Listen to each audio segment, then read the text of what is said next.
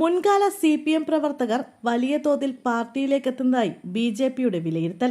സംസ്ഥാനത്ത് ക്രൈസ്തവ വിശ്വാസികൾക്കൊപ്പം മുൻകാല CPM പ്രവർത്തകർ വലിയ തോതിൽ പാർട്ടിയിലേക്ക് എത്തുന്നുവെന്ന് സംസ്ഥാന BJPയുടെ വിലയിരുത്തൽ. സംസ്ഥാനത്ത് നടന്നുകൊണ്ടിരിക്കുന്ന അംഗത്വ പ്രചാരണത്തിൽ വലിയ വർധനവുണ്ടായത് ഇക്കാര്യത്തിലാണെന്നാണ് BJP നേതൃത്വം പറയുന്നത്. ഒക്ടോബറിൽ ആരംഭിച്ച അംഗത്വ പ്രചരണത്തിലൂടെ 16 ലക്ഷം പേർ പാർട്ടി അംഗങ്ങളായെന്നാണ് കണക്ക്. 20% വർധനവുണ്ടാകണമെന്ന ലക്ഷ്യം പൂർത്തീകരിച്ചു. പുതുതായി പാർട്ടിയിലെത്തിയവരിൽ വലിയൊരു വിഭാഗം നേരത്തെ CPM അനുഭാവികളാണെന്ന് BJP നേതൃത്വത്തിന്റെ വാദം. തിരുവനന്തപുരം, ആലപ്പുഴ, കൊല്ലം, പത്തനംതിട്ട, തൃശൂർ, പാലക്കാട് ജില്ലകളിലാണ് മുൻ CPM പ്രവർത്തകർ BJPയെ സ്വീകരിക്കുന്നതിൽ മുന്നിലെന്ന് BJP നേതാക്കൾ പറയുന്നു. ഇനിയും കൂടുതൽ പേരെ CPMൽ നിന്ന് എത്തിക്കാനാണ് ലക്ഷ്യമിടുന്നതെന്നും നേതാക്കൾ പറഞ്ഞു.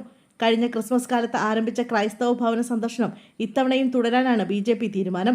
സ്നേഹയാത്ര എന്ന പേരിലാണ് ഭവനങ്ങളിലും പള്ളികളിലും സ്ഥാപനങ്ങളിലും എത്തുക. കഴിഞ്ഞ തവണ നടത്തിയ ഭവന സന്ദർശനം ലോക്സഭാ തെരഞ്ഞെടുപ്പിൽ ഗുണകരമായെന്ന വിലയിരുത്തൽ നേതൃത്വത്തിനുണ്ട്.